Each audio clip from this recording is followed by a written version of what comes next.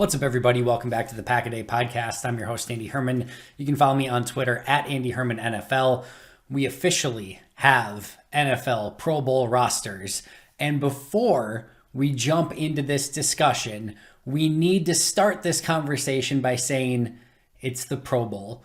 Ultimately, at the end of the day, other than players who had bonuses tied to making the Pro Bowl or not, this doesn't matter all that much. It's just the Pro Bowl. It's not even an exhibition. It's worse than an exhibition game.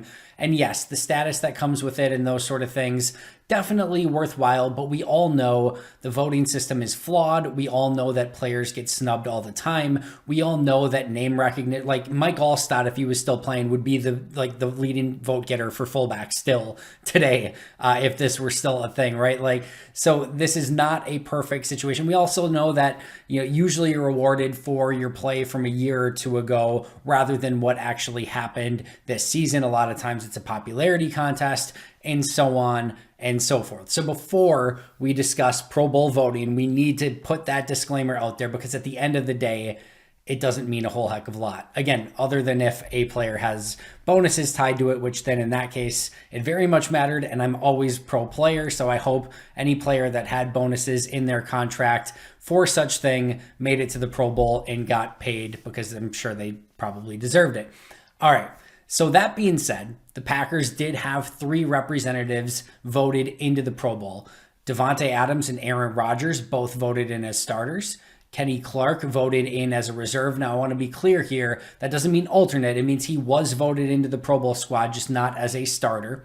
Aaron Jones was voted a first alternate. So if any of the starting running backs, which we all know probably will be the case because 80% of people end up dropping out. Actually, I don't even know. Is it even whatever? I don't even follow the Pro Bowl close enough to know if it's being played in this COVID year. I have no idea. That's how much I care and watch the Pro Bowl. It just never, right? So either way, Jones is first alternate. Other alternates include Bojo as well as Rasul Douglas, which is a crazy story, right? We'll get more on that in a moment. And then Rashawn Gary, the other alternate, which I think all of those are safe to say deservedly so. Same with Jones as a first alternate.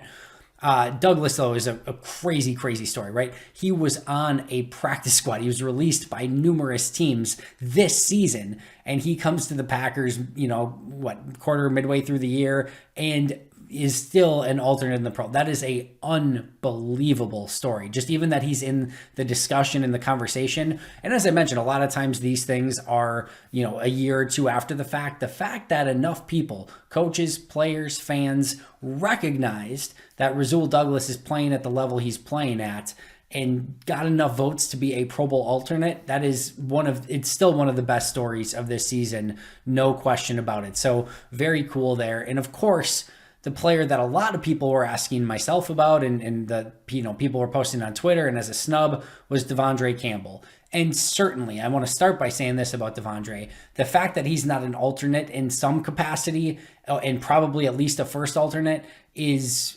insane. He absolutely should at minimum be an alternate. But as I posted on Twitter and got some feedback and flack for, and this is one of those things where I thought about this a couple weeks ago and meant to tweet it or meant to post it or talk about it on here and just never got to doing it. And I'm kicking myself for it. As I was looking at this a couple weeks ago and looking through my grades and saying all right, who would potentially be Pro Bowlers on this team? I came down to 3 players as I was looking at it. To me, it was Kenny Clark, Aaron Rodgers, and Davante Adams. Those were the 3 players that were clear Pro Bowl players. And I thought maybe a couple other players, including Devondre, could be in that discussion and conversation. But those were the 3 to me that were pretty no-brainer Pro Bowl caliber players.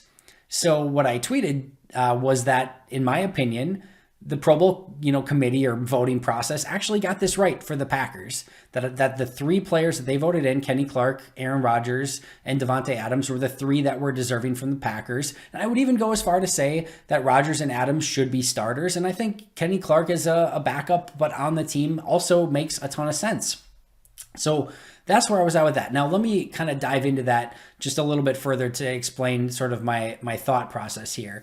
Now, again, I want to always disclaim this. My grades are in no way, shape, or form perfect. They will never be perfect. I will always strive for them to be better and better and better, but they're never perfect. They're not the be-all, end-all, but you do pick up on some trends, right? And as I'm going back in the last few years and looking at players that are making the Pro Bowl, usually they're grading at 10, plus 10 on the year or better. That's just, what it is. So for example, 2018, Davante Adams plus 15.3 grade, Aaron Rodgers plus 13.75 grade. Those were the two Packers that were named to the Pro Bowl that season, both over 13, grades.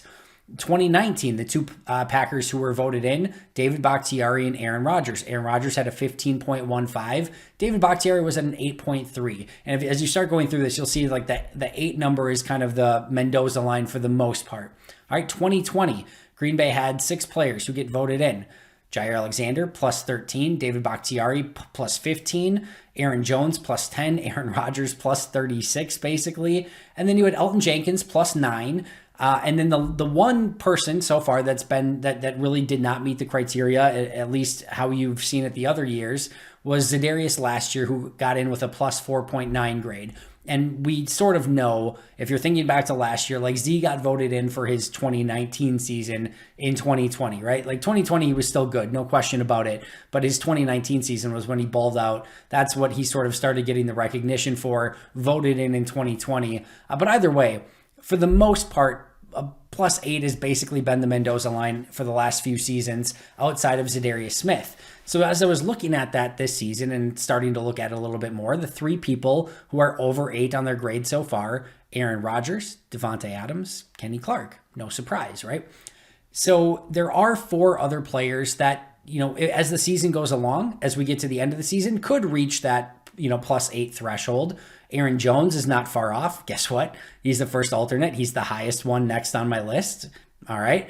The next 3, Devondre Campbell, Rasul Douglas, and Adrian Amos. Now, Douglas we know is an alternate. I don't do special teams, so I can't speak on Bojo, but I think him being an alternate certainly makes a ton of sense. Adrian Amos, I think you could make an argument that he should at least be like somewhere on the alternate list. I think not being on there is probably a slight snub, but I don't think anything other than like a, 3rd, 4th alternate, something like that. And then Devondre Campbell is of course the other one. And I think there's an outside chance that he could get to that plus 8 threshold at some point this season. However, it's not like he's there now. It's not like he's at a plus 10 or whatever. It's not like he's, had this insane grade. Now, again, not the be all end all here. PFF I know has a very huge grade on Devondre Campbell. I think he might be their top linebacker, but either way, what I'll say about Campbell is this. He's certainly deserving of being in the conversation. And if you want to put Devondre Campbell in the Pro Bowl, I'm not going to argue against you. I think he's a very good player, having a very good season, having a breakout season, and is more than deserving to be in the conversation. And as I mentioned, should at minimum be an alternate. The fact that he's not an alternate is a ridiculous snub and just stupid. All right, I'll be very clear on that.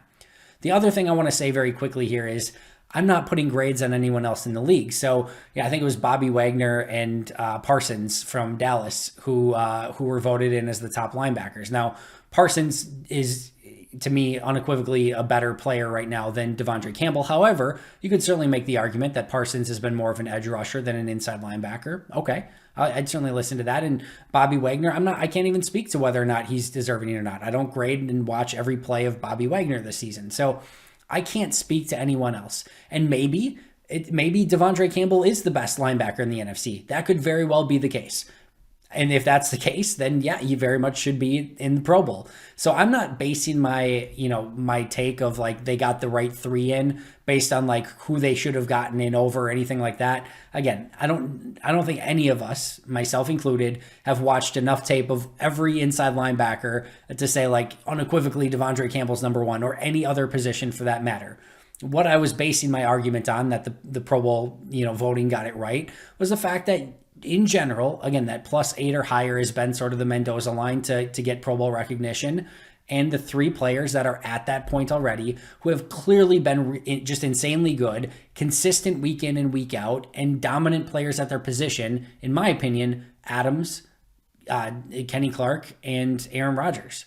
That's where I'm at with it. So again, if you want to say Devondre Campbell is Pro Bowl worthy and should be in the Pro Bowl, I'm not going to argue against you. He's definitely, like I said, in the conversation, right? And maybe he's better than every other NFC linebacker. I don't know. But usually you're graded a little bit higher at this point. And again, we know that this is usually a year behind. He had a really tough year last year in Arizona. So he's probably not getting the respect and love that he deserves. But him not being voted in as a starter or on the team, not a surprise to me in any way, shape, or form. And I think if you look at his play as of late, it has leveled off a bit. That's not to say he hasn't been good. He's still been very good. And he's certainly been one of the key reasons that this defense has been as good as it has been. Even this past week against the Ravens, where the defense had a bad game, he's still graded in the positive. He's just been a consistent presence on defense all season long. So definitely in the conversation. Again, not going to get too worked up over this topic as a whole. But overall, I thought they, for the most part, got it right. And those were the three, to me, who were unequivocally Pro Bowl players. And those are the three that got voted in. All right, let's move on. Other big news, David Bakhtiari shut down for this week. So he is not practicing at all this week. And there's a little bit of doom and gloom on social media about this, of that, Bakhtiari won't play the rest of the year and he's done and things like that. I'm not willing to go as far as that. I think more likely, they let him have all last week. Now they're maybe seeing how his body responded, and they're going to give him some time off, and then they'll go into it next week with maybe a fresh look and a new mindset. I don't know that that's the case 1,000,000%. We'll see what sort of happens from here on out and what happens with Bakhtiari, but I'm not ready to say like it's over and Bakhtiari won't play this season. It's not a great sign, right? Like you would like to see him at least practice with some level of consistency, and that's not happening. And as I mentioned on Twitter as well, like, as much as you want David Bakhtiari to play, and as much as I want David Bakhtiari to play, and as much as the Packers want David Bakhtiari to play, I promise you David Bakhtiari wants to play himself even more. And I feel for the guy. I can't imagine last year when the Packers were in the position that they were in to go and play, to go to a Super Bowl, and the fact that he tears his ACL in the middle of their playoff run, and now he's worked so insanely hard to get back and potentially practice, potentially play for their stretch run, and his body's just not cooperating. That's frustrating. And I feel for him, and I hope he's in a good state of mind, because I can only imagine what that does. Like, these players, their body is beyond their temple, right? It's their paycheck, it's their temple, it's everything. And, you just feel for somebody who this isn't a player who is going to cash the check and be like, whatever. Like, he cares about this so much. You know how much he wants to be out there with Rodgers and the rest of the team, and it just hasn't happened. And I feel for him, and hopefully we get the opposite of what happened last year, right? Right around New Year's Day, we get the news breaking that David Bakhtiari tears his ACL and is going to miss the playoffs. Hopefully New Year's this year, we get the reverse news that Bakhtiari is back practicing and is, working to play in games come their stretch run. That would be great news to start off 2022. In other injury news, Equanimeous St. Brown and Dominique Dafney both back practicing, which is good news, certainly from an EQ standpoint, right? MVS on the COVID list, Randall Cobb is out, Malik Taylor's not practicing, so just the wide receiver group getting a little bit thin. So having EQ as another option this week, if he continues to be healthy, would be huge. There's a good chance that you would go into that game if MVS can't play. That you would go into it with your top three being Lazard, EQ, and Adams. So this would be a big opportunity for EQ. So thankfully he is practicing. Other huge news, Jair continued to practice, right? That's great news. And he's not going to play this week. LaFleur already has announced that, but he is going to continue to practice and hopefully get ready for the stretch run. That would be another huge return for Green Bay. I know we've been talking about this ad nauseum for weeks now about these players potentially returning, but it seems like Jair is the most ahead at this point, and hopefully we get good news on Jair to start the new year as well. Not practicing, of course, David Bakhtiari, Billy Turner, Ty Summers, and Malik Taylor, and still no word on Kenny Clark as to whether or not he is going to be able to return from the COVID list this week, although Matt LaFleur has said that there's just protocols that they have to get through, and there is, hope that he will be able to make it back in time to play against Cleveland, which would be a huge return for that Packers defense.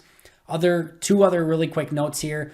Speaking of the Pro Bowl, Corey Linsley did get voted to the Pro Bowl, which is awesome. It would have been great if he had, been voted and recognized when he was a Packer, but one of the all-time great Packers and one of the all-time great people by all accounts, and deserving of that award and honor, and really happy to see Corey get his first nod as a Pro Bowler this year with the Chargers.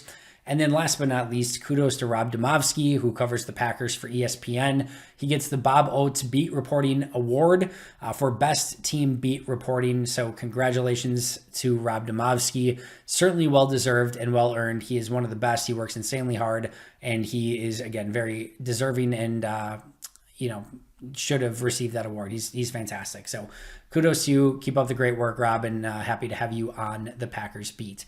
That's going to do it for me today. Thank you so much for joining me. I will be right back here tomorrow. I will be breaking down my grades for the defensive side of the ball, so make sure to check that out. But until next time, and as always, go Pack Go.